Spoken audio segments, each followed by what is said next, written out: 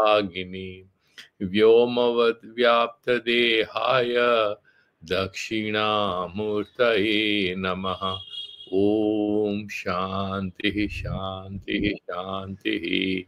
Sri Guru Bhyo Namaha. So, we were doing the verse number 27. I would be intermittently sharing this page so that we don't get clustered, but at the same time, you have access. Let me share that page, Ramakrishna Tika. So we were looking at, if you look at it, Magna Syabzahu Yathakhyani Bihvalani Tathasya Dhihi Akhandega Rasam Sritva Nisprachara Vivetyataha. Now look at the pedagogical aspect to it. Here, the Acharya is trying to drive home a point about the Advaita Vedantic secret, that here the subject matter we are talking about is not different from us. We are actually talking about our Swarupa, our essential nature. However, in order for any communication to take place, you have to have a topic of discussion. There is a person who is a recipient and somebody who is teaching. But what are they discussing? They are talking about their Swarupa only. So there is a level of the nominal reality where the Guru and the Shishya know they belong to one level of reality and there is no difference. In the Vyavahara Kala, there is a Guru, there is a Shishya, there is a father, there is a mother, there is a sister, there is a daughter. These distinctions are phenomenal. These phenomenal distinctions do not undo the importance, the significance, and the the primary importance and irrefutability of that Paramarthika Satya, or that ultimate truth, that all of us are one consciousness. He's trying to drive home this point. Earlier, he had told us, the Siddhanta, that this particular Param Brahma that we are discussing is Desa Kala Vastu Paricheda Sunya, free from the limitation of time, space, and any class of things. It doesn't belong to any particular class of things. It's one and only thing, and it is not an objective thing. So there is no Swagata Veda, there is no distinction between whole and parts. It is not an object, it is not a Savaiva Padartha, therefore no Swagata Veda, no whole and part distinction. And because this is one of its kind, you don't have another to compare this with and say that this is a human being, this is named X, and that's a human being that's named Y. There are no two Brahmans, only one. And not Vijatiya Veda. We had a long philosophical discussion. For Vijatiya Veda Siddhi, you have to have a Pratiyogi, a competing reality. But what is false cannot be a competing reality for what is true. You can say a glass is a competing reality for a plate. A glass is from plate. That is fine. But you cannot say that in a rope there is no snake, because the snake that you are talking about never existed. That is what we had only imagined existed in the rope. And when we switch on the lamps and there is no fear of the snake, initially we got scared. Is it a snake? And then after some time we switch on the lamp and we see it's a rope. There's no fear of the snake. Is the snake gone? We might say this. That's only a manner of speaking, but that is not different from the rope, because that was a superimposition. That was only attributed to the rope. As such, it didn't exist. That is how this was established. Then he's trying to say that the one sutra, the Shastra, tells very clearly, Ekeva Advitiyam Sat, right? Siddham Atratu Kechana.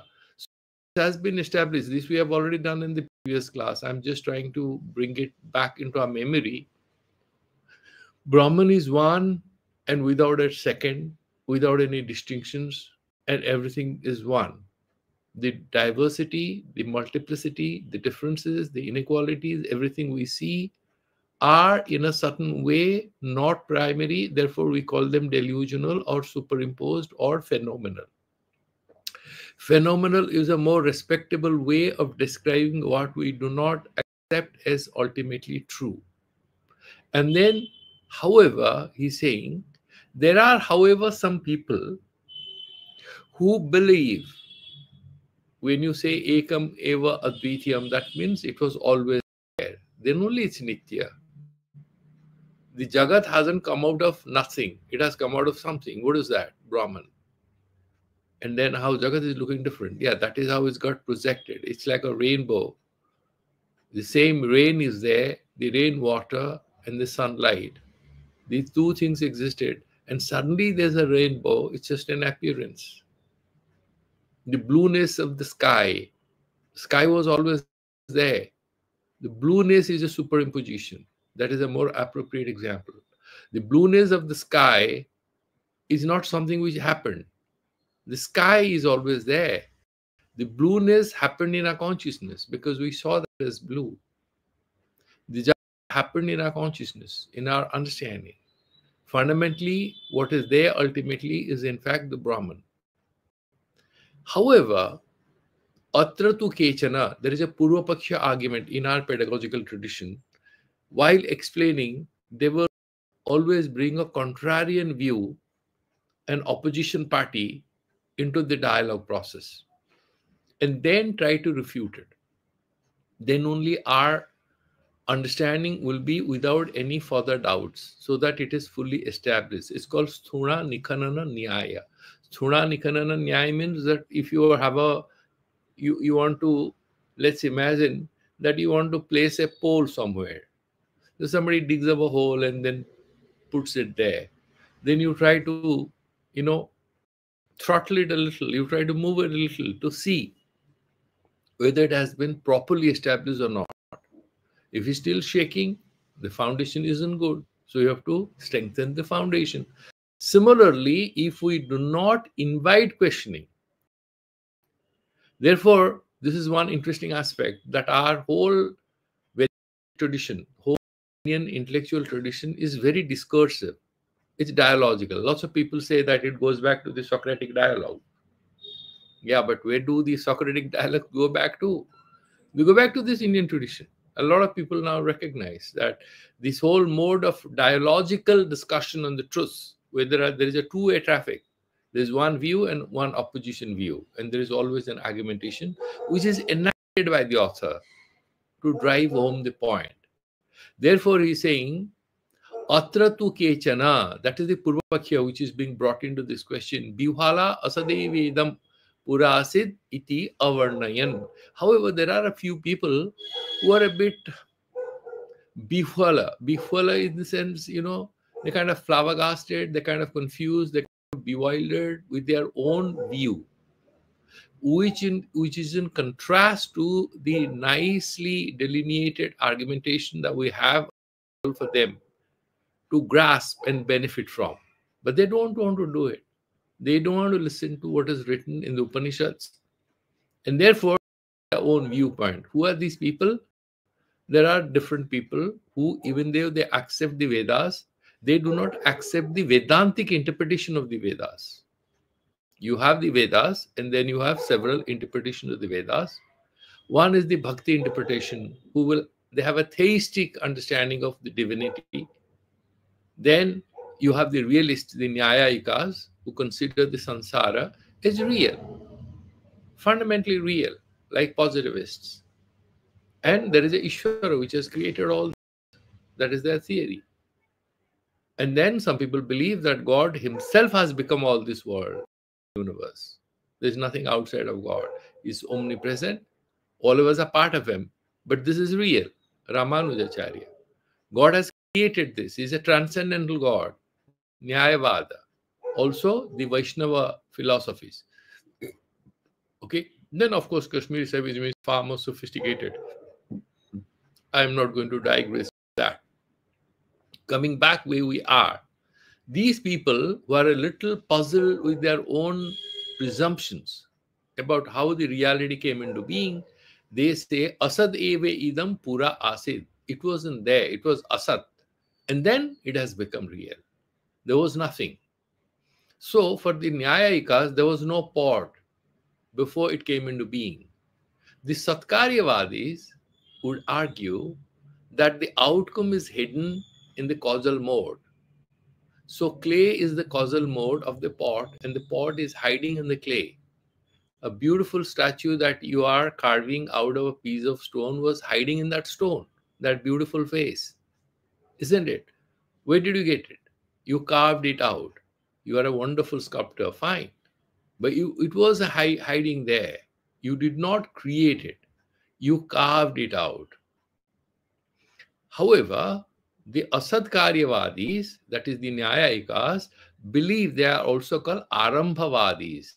They accept that things began or begin at a particular point. When you have the Karana Samagri, you can have a certain Karya Utpanna or a Karya Utpatti, or it becomes that Karya becomes Udvuda. Sometimes it's there, it comes into being, you cannot see it, and then sometimes it becomes explicit and you can see it. So there are different theorizations they do in order to explain the Karya Karana Sambandha. And he's saying, we have discussed this point, and he's saying, do you know what is the problem? Because of this Dvaitavada, because of this dualism in which they believe, whenever they are told the story that Brahman is all encompassing unified reality, is Satchidananda Swarupa, truth, consciousness, bliss, bewildered. Why? Because, oh, what is going to happen to me? Advaitavada? No, I don't want. I want to have a personal God, like a Christian, like a Muslim, or like a Vaishnava, or a Shaivite, or a Shakta. I want to have a personal God with whom I can relate. Why should I accept your theory? This is Nirishwaravada, they would say. This is Nastikavada. For the Vaishnavas, Advaita Vedanta is a kind of very close to Buddhist nihilism. They'll say, yeah, because you are essentially defying the creation of God. You're saying this is delusional. This is just superimposition. They are afraid of the idea of this unified Satchidananda Swarupa. That is explained in the verse number 27. Magnasyabdhau yathakhyani bifalani tathasyadhihi akhandegarasam shrutva nisprachara bivhetyataha. And if you look at the lines, the explanation, Drantike yojayati tatha iti asya asadvadinaha, this asadvadi or asadkaryavadi. So his jato ekavachanam, because you have just magna asya avdau. Asya means of him, avdau in water. The moment you drop, immerse in water, then his senses will get bewildered. They are troubled. They cannot see anything. Similarly, when a Dvaitavadi or a dualist listens to what's written in the Upanishads, he gets a little confused and bewildered. What's going to happen to me? What is this theory of saying that everything is one? It was always there. What about me? What about my creation? What about my mind? What about my sadhana? How is it going to happen? So he gets troubled. Dhihi antakaranam akhanda ekarasam vastum shrutva nisprachara sakara vastu. What happens there is that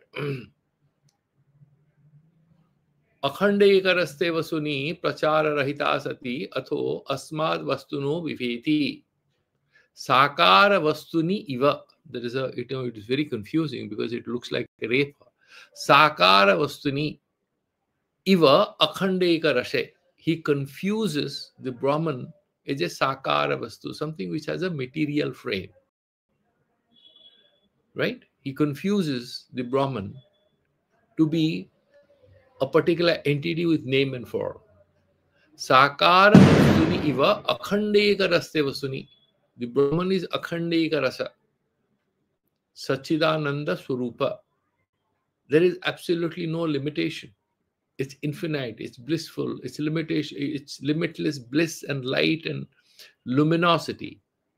In that, prachara rahita sati, mind doesn't work because it's avang manasogochara. You would not find Brahman in Advaita Vedanta. You shall become Brahman. You would drop your idea as a woman, as a man, as a rich man, as a poor man, as a attractive person, as an unattractive person. These adjectives will drop. What finally remains is that pure consciousness, and you'll ascend to that place in your meditation, in your self-understanding, and that is the source of your liberation. You think you are in chains because you have a bundle of adjectives. The adjectives are the chains with which we have imprisoned ourselves. We have a set of descriptions for ourselves, and we are a prisoner of those descriptions.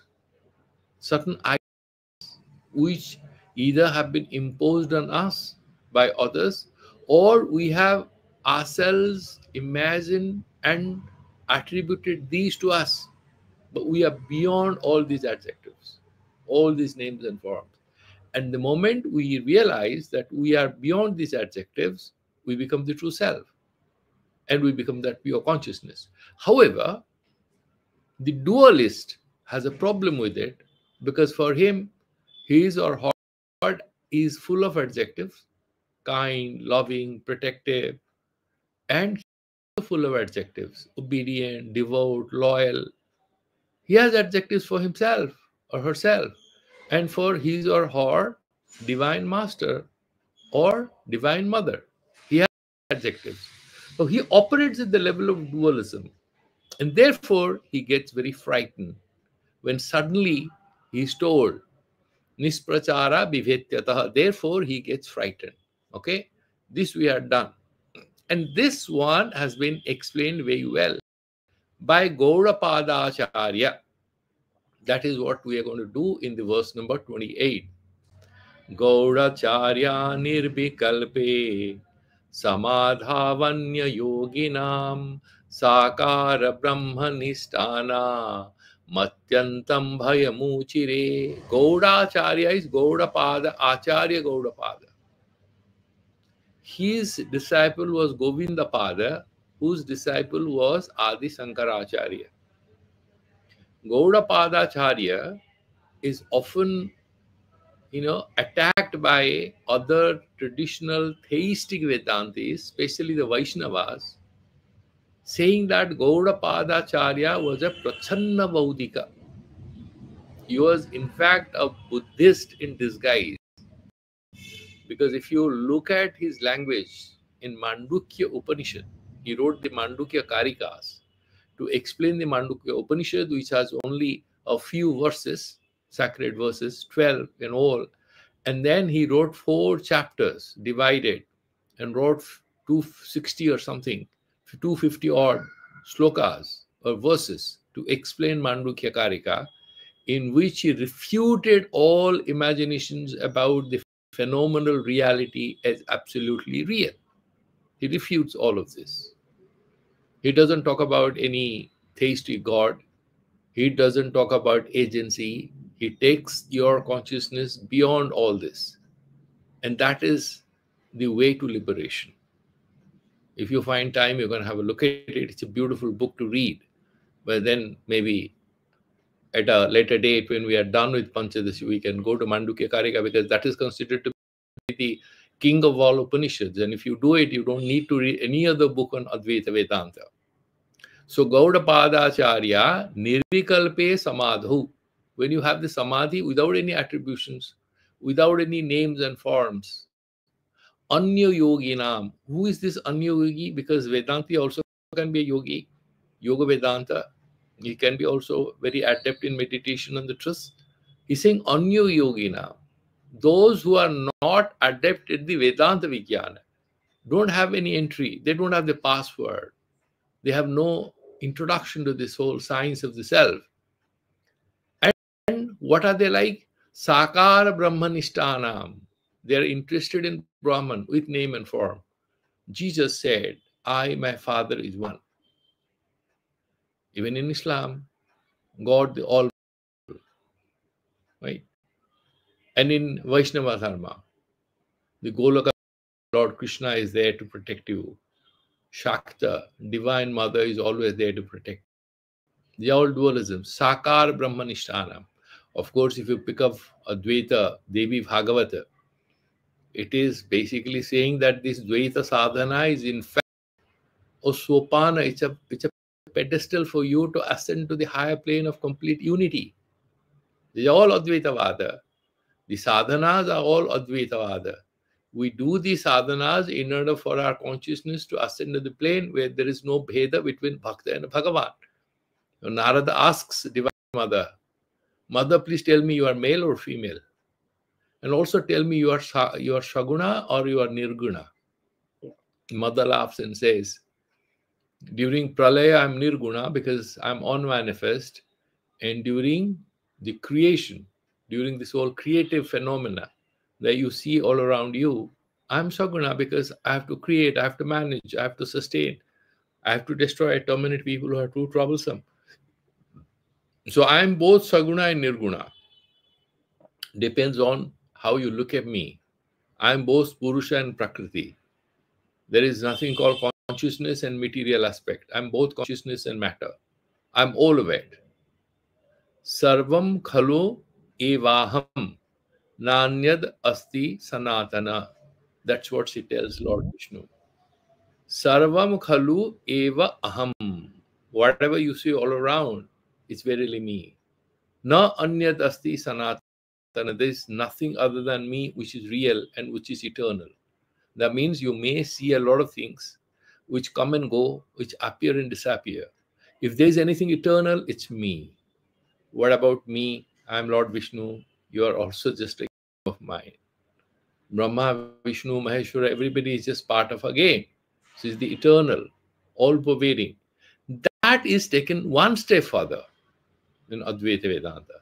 It takes you one step further than traditional religions, where it tells you that the ultimate consciousness cannot have names and forms. Ultimate consciousness is not a matter of meditation, because for meditation, you have to meditate on X or Y or Z. The ultimate consciousness is one in which you have to dissolve yourself. You have to enter into it. You have to be that. You don't seek any God. You be God. You don't seek divinity. You are divine. Just realize it. What is the way? Vichara. You do, and Upasana is one intermediate level, but ultimate sadhana is actually contemplation, Vichara, and meditation on that truth, continuous contemplation, Nididhyasana, in the Advaita Vedanta. Therefore, he's saying, Gauda Padacharya, Nirvikalpe Samadhu, Anyo Yoginam, Sakar Brahmanishtanam, Atyantam Bhayamuchire. He has explained that the Sakar Brahmanishta yogis will always get frightened when we talk about the Advaita Vedanta, and they will shout at me saying he's a Prachanna Bodhika. Okay, this is in the 4th chapter. If you look at the slokas, I think it moves from the verse number 39 till 45, 46. If you look at those 4-5 verses where Shankaracharya has commented, you will get this. Gaudacharya iti. Kena vakyena uktavantah iti akankshyayam tadyam bhartikam eva pathati. That he will read in the verse number 29.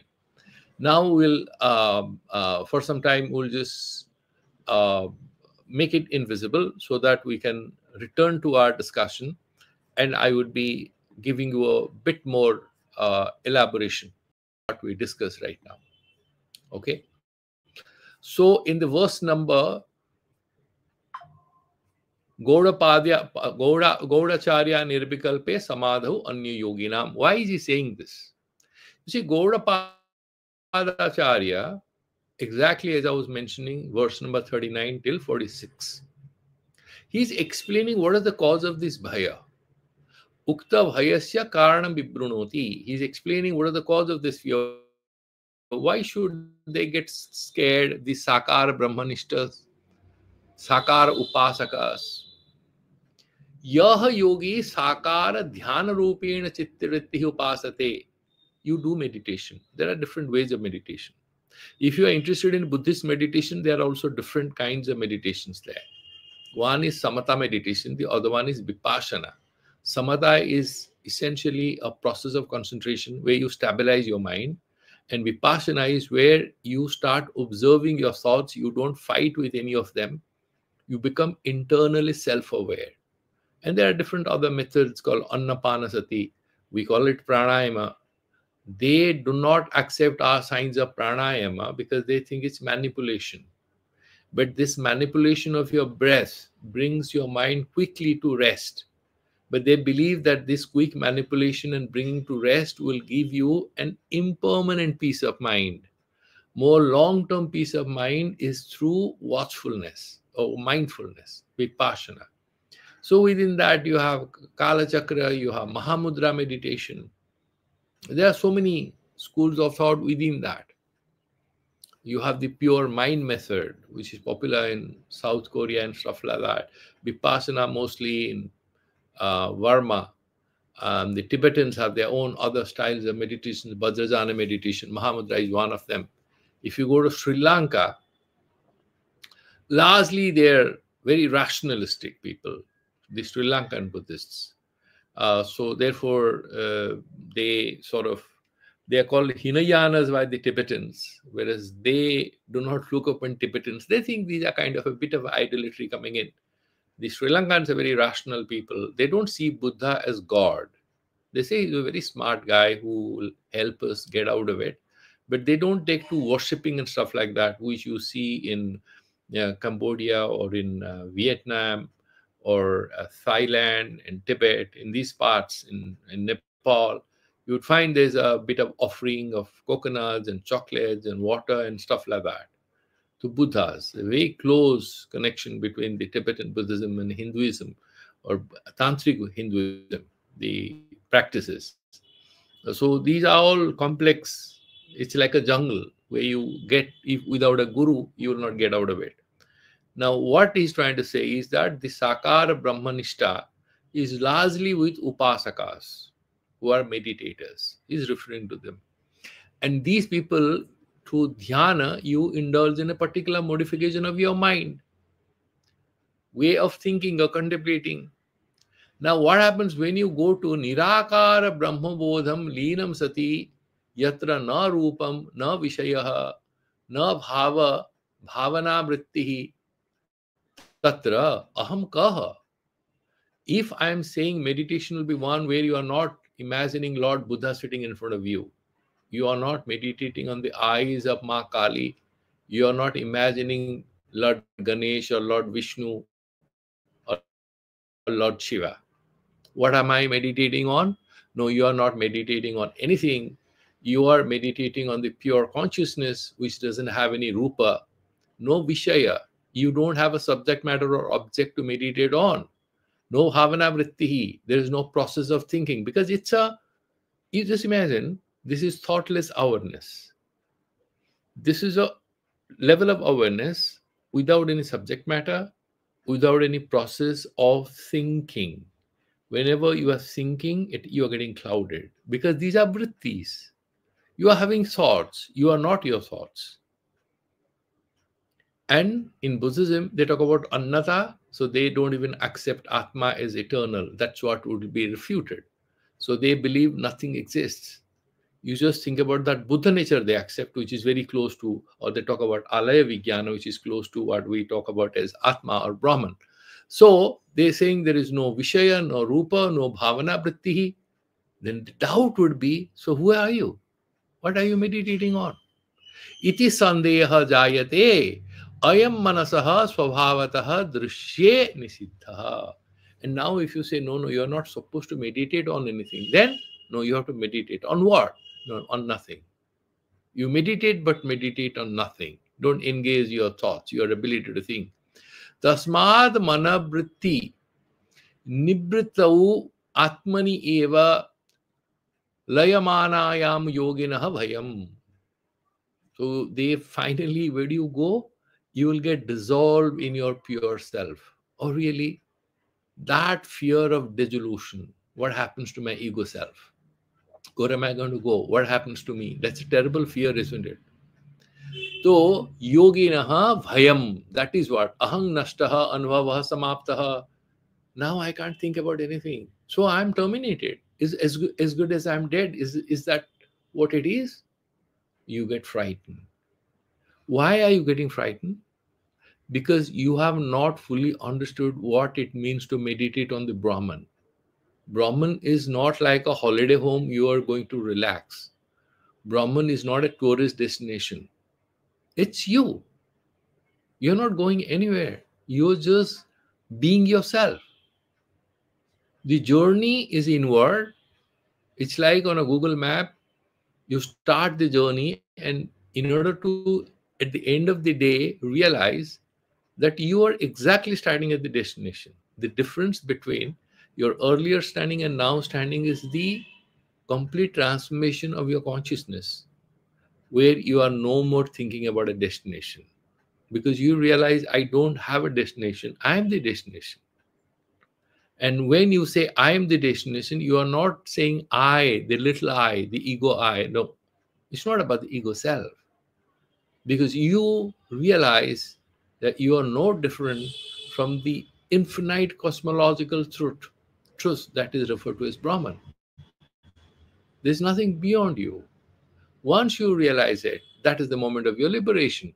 Samapta iti vrantihi etaduktam gaudapadacharya bhayamuchire. So then, once this has been mentioned, he goes to the next verse, which will be equally interesting for you.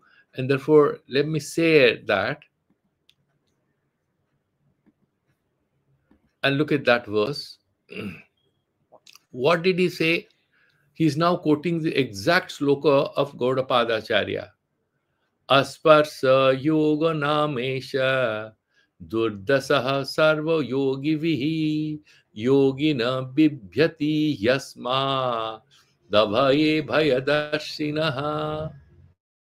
Do you know what is the anya yoginam? So the other yogis are the people who are having this dualistic orientation towards the dhyaya vastu. There is an object of my meditation, I am the meditator, and there is a process of meditation. However, we are talking about the Vedantic meditation. This is called Asparsha Yoga Nama Esha. This Atma is Asparsha Yoga. Sparsha means yoga.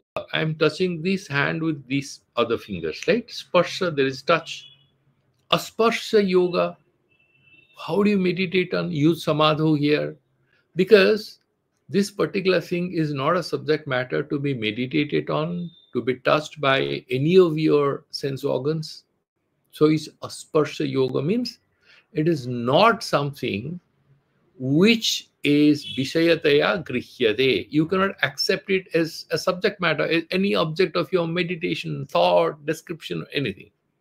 It's you yourself. Asparsha Yoga Nama Esha. And that is how it's referred to as Asparsha Yoga.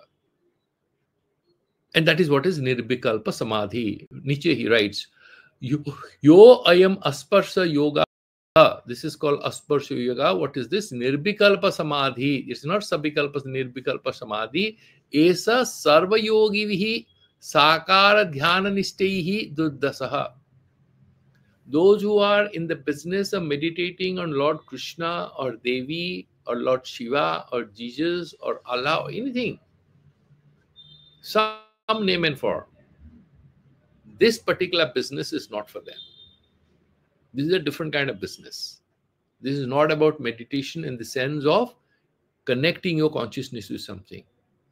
But here it's realizing the true nature of your own consciousness. Therefore, he's saying it's durdasaha. It's very difficult to realize, difficult to see, because it's avang manashogochara. It's not something which you can connect with through your senses.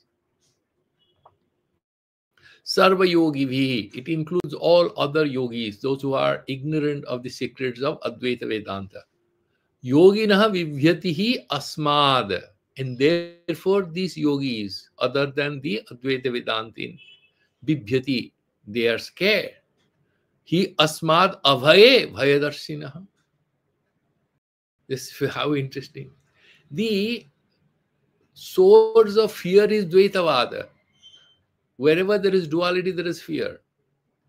If you are in your house, if you suspect there is somebody else who has entered your house, your peace is gone. You can't even sleep.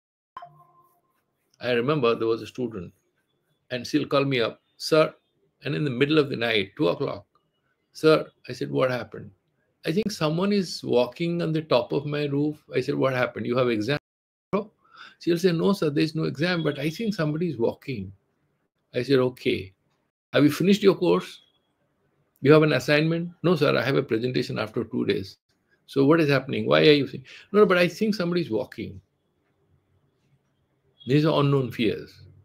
And if you have a single girl who is working or is studying and living in a big city, she's most likely to have it because of the nature of our social reality, where you have a lot of negative news coming on the social media and the news media. Wherever you have another, you can have fear. You must have read about this book, beautiful book, The Treasure Island. And you see that character, right? R.L. Stevenson, I suppose. Long back as a child, I read it. So when he's going, he meets another person, because in that island he was all alone.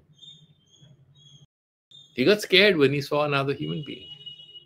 And finally they became friends and whatever. They were looking for treasure. And it's a very frightening thing, isn't it?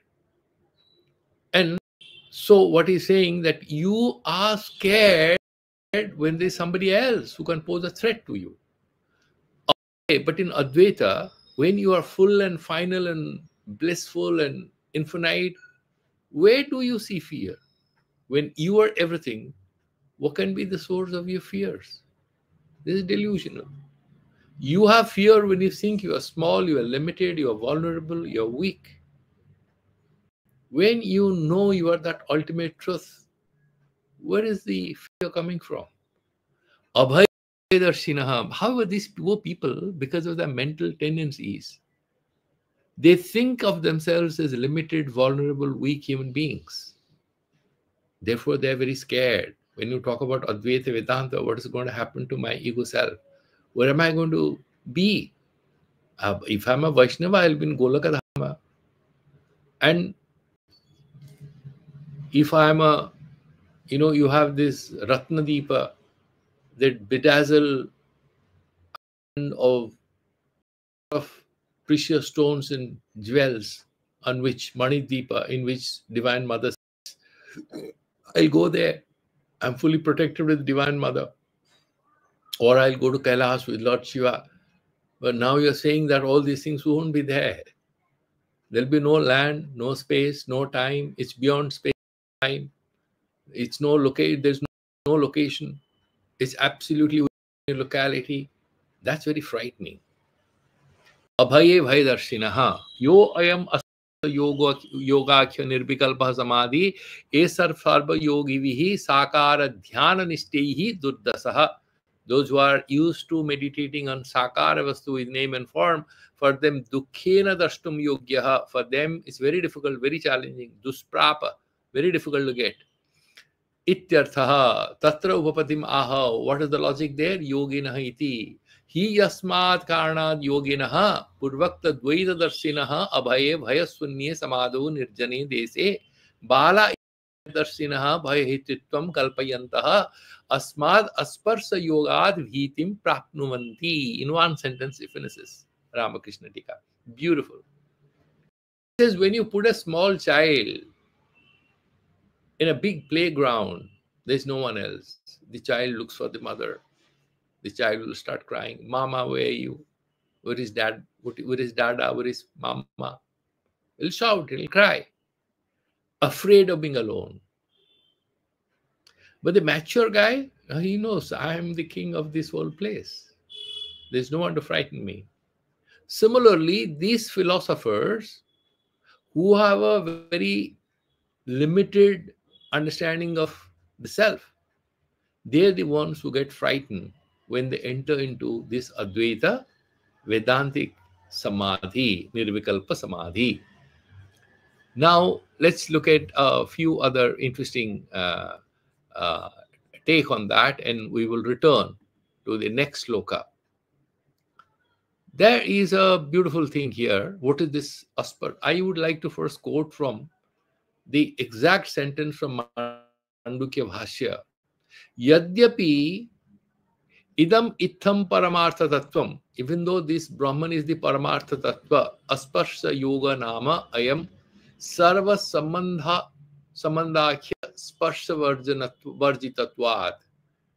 There is no sambandha. Sanyoga sambandha, you have two X and Y, they can connect. Then there is tadatma sambandha, guna guni. This finger is brown color. The brownness in the finger, there is a certain guna guni sambandha. The Brahman doesn't have any qualities. So dharma dharmi sambandha is not there. Tadatma sambandha is not there. Sanyoga sambandha is not there. It doesn't have any sambandha. It has only sansargatmaka sambandha. Superimposition is there. Sansarga adhyasa happens. That's an imagined thing.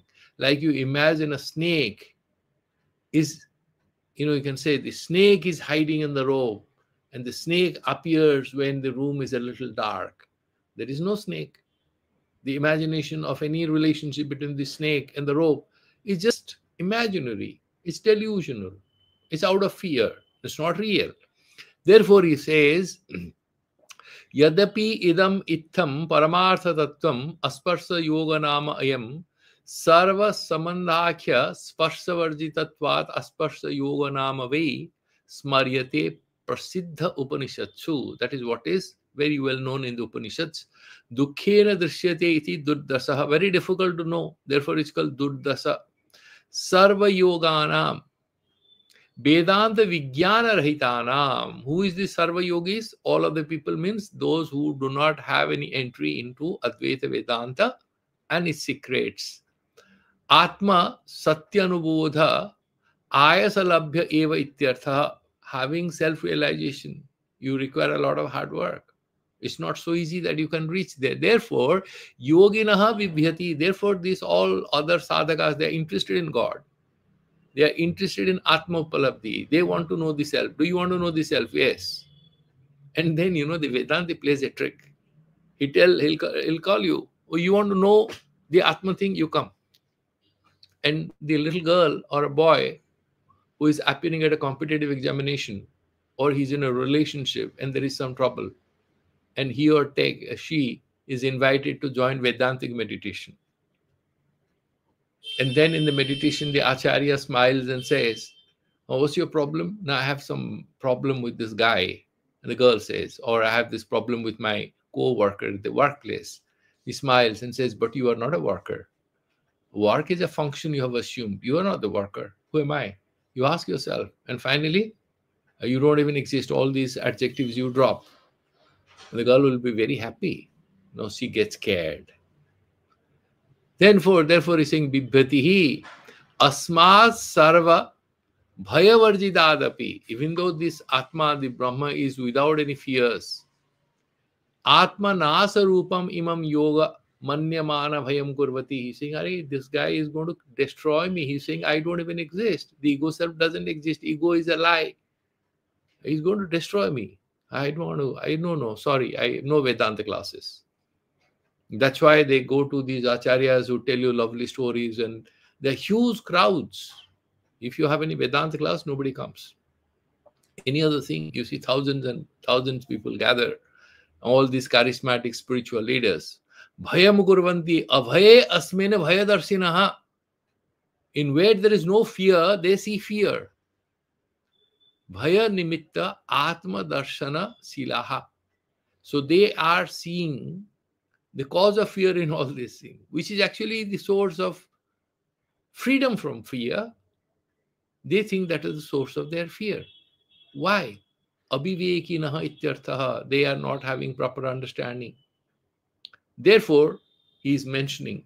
On the Asparsha Yoga, I have already mentioned, and I'm repeating it.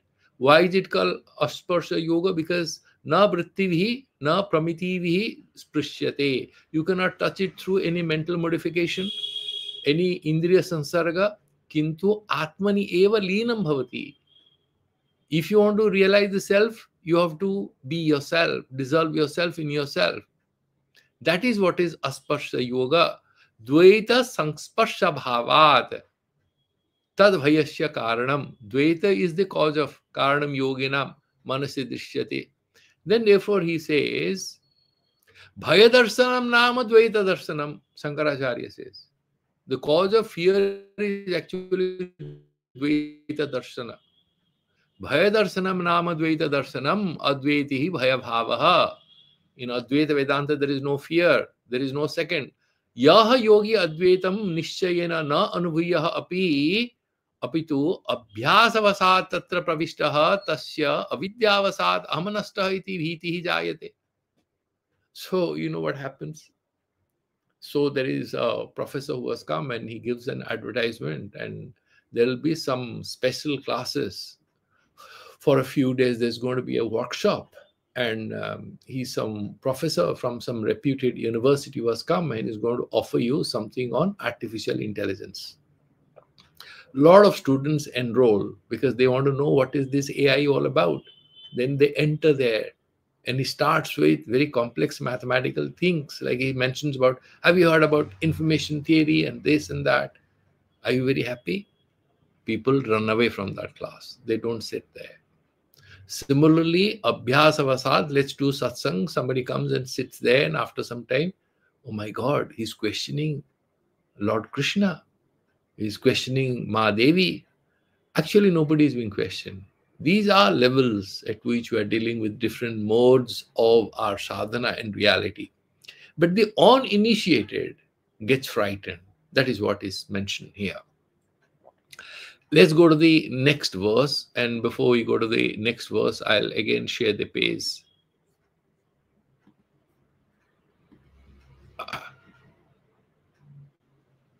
And then he is Bhagavat Pujya Padasya Suska Tarka Patu Namun Ahur Madhyamikan Bhranta Nachintesmin Sadatmani. After rejecting the Nyayikas and all other dualists, the Sankhya is also dualists, the Nyayikas also dualists, but these are Asat Karyavadis. The Sankhya are Asat Karyavadis. They are refuted. Even though they accept the Vedas, they don't accept Advaita Vedantic interpretation of the Vedas. Now Acharya turns his attention to the Buddhists. And Bhagavat Pujya Padasya, Bhagat Pujya Pada Sankaracharya, Suska Tarka Patun Amun, Amun Suska Tarka Patun, the Madhyamika theorists. We have four groups. So we have Vaibhasikas, we have Sautantrikas, Yoga Achara, and ultimately the Madhyamika Karika, Nagarjuna's theory. Madhyamika are complete Sunyavadis. Nothing exists. You have Kshanika Vijnanavadis also. So within them, in the initial, you have Vaibhasika, means a lot of commentaries, Vibhasa. They are Sarvastavadins. They accept reality exists. Sautantrikas, slightly different because they look at the sutras directly, don't look at the commentaries, and they sort of believe that everything is temporary. And then ultimately you have a bit further idealization of what is real, what is unreal. Ultimately you have the Sunyavada, where everything is refuted. Nagarjuna is a great logician. He says, you are saying everything exists, so he will refute. You're saying it is. So you have to say either it is there or it is not there. In that way, he will refute all other possibilities, logical possibilities. You will look at any proposition, you look at all possible interpretations and refute all alternatives. Finally, nothing exists. And if you say, do you exist? You'll say, I am also a lie. So not a problem. You're Sunyavadi. And that is considered to be the fundamental doctrine. Some people believe that is what Lord Buddha said. That is the main message of Lord Buddha. Nothing exists. Bhagavad Pudya Padasya Suska Tarka Patun Amun. All these people are expert in Suska Tarka because they're great logicians. Very honestly speaking, sutras and certain other places. In fact, you see the way Shankaracharya attacks the Buddhists is very sympathetic because he uses many of their arguments. He doesn't fully reject them. He says he has only one problem. He says, who is saying everything is Shunya? You are saying, do you exist? Who verifies? And he will give some powerful argument as to why that is refutable. But if you look at many great people, including Sriharsha Mishra, who wrote this great epic Khandana Khanda Khadya, a complete refutation of all views, all categories, saying philosophy per se is impossible. It's very similar. It reminds you at a later date you had, Ludwig Wittgenstein, the Western philosopher, who said all philosophy is a language game. You talk about reality with the help of language, but language has its rules. Reality is outside of it. What do you think about ultimate reality? So he wrote that book in Philosophical Investigations, that everything is a language game. Similarly, this Sunyavada is in a way irrefutable, very powerful argument. And so Ahur Madhyamikan Vrantan, Shankaracharya says they are a little deluded. They're great logicians, he respects them. At the same time, he says they are Achintya Asmin Sadatmani. They are a little confused because this Brahman is not Asat, it's not Shunya, it is there. But because they absolutely have no interest whatsoever in the Shruti Vakyas, what is written in the Upanishads, they are overwhelmed with their own argumentation and logic. But they absolutely don't do any of the powerful Shruti Vakyas, the Upanishadic insights.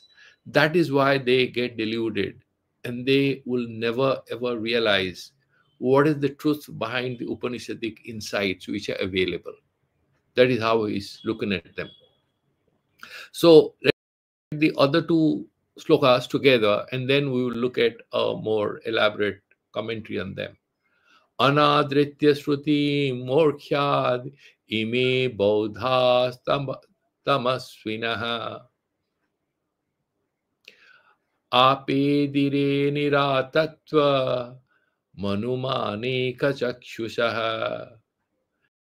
Without any love or respect or interest in the Shruti, the Upanishads, Morkhyad, because of their own mistake and delusion and confusion, ime Bodhaha tamasvinaha, they are overwhelmed by the darkness of their own misunderstanding.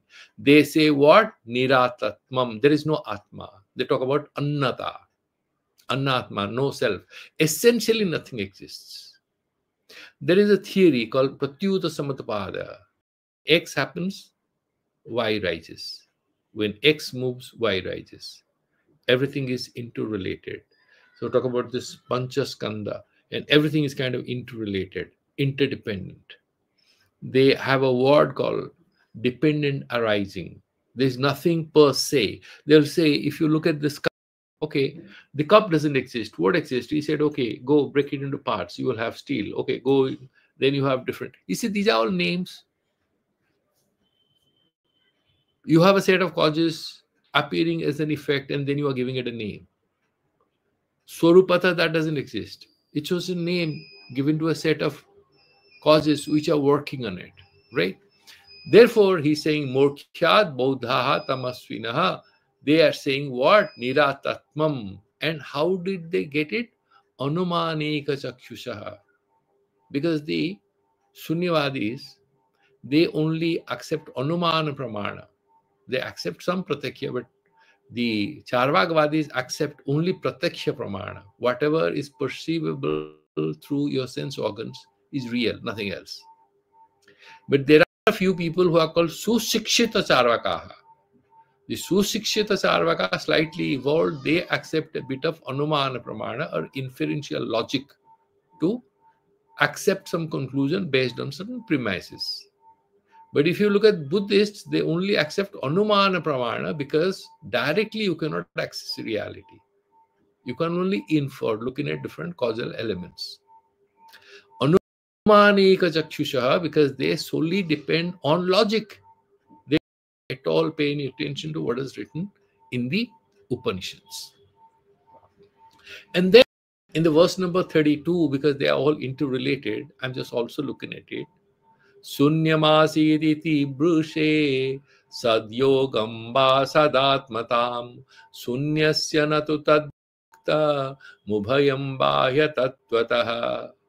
When you say sunyamasid, there was nothing existed. There is nothing. Sunyam asid. There is nothing. Nothingness is there. He says, okay, bye. Come here. Let me explain to you. Sunyam asid. That's what you say? Okay. Tad sadyamba sadatmatam. When you say sunyam asid, what do you mean by that? You are a little confused and you are not fully understanding it. I'll explain to you. You absolutely have no clue whatsoever. Sunyam asid. Nothingness exists. If it is nothing, how can it exist? When you say nothing, that means something doesn't exist. Nasti. You're saying asti.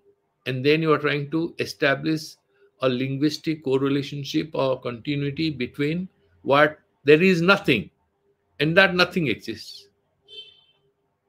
And then if you are saying sadatmata, then he is refuting it in the next line. Sunyasya natu tad yuktam uvayam bahya tattvataha, and that cannot be accepted. And this he will explain in the next verse. Na yuktas tamasa suryo na pichasau tamo mayaha. Can you ever connect the sun with darkness? Tamasa with darkness. Can the sun be connected? Na pichasau tamo mayaha. Neither the sun can be full of darkness. When you say sunya, the sattvam, isness, neither can be associated nor can be it a dharma or attribute of what doesn't exist. What doesn't exist, you can say everything is sunya. What do you mean by everything is? Everything is part of the sentence. This is a faulty, it's a vakya bhasa.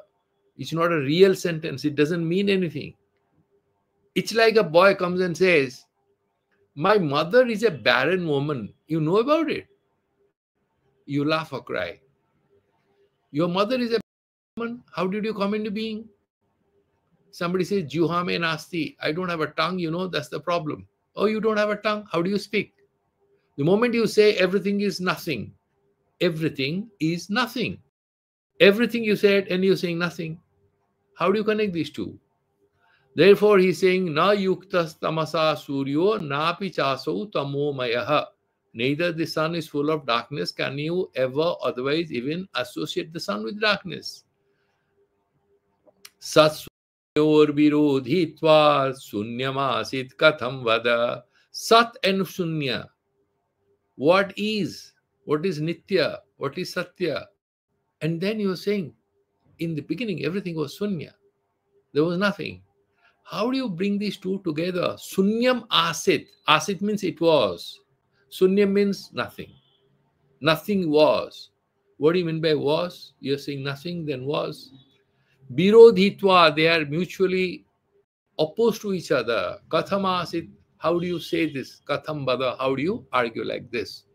So, the Moolam I have finished.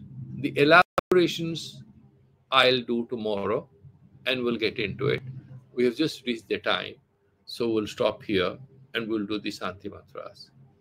Om Purnamadaha Purnamidam Purnat Purnamudachyate Purnasya Purnamadaya Purnameva Vasishyate.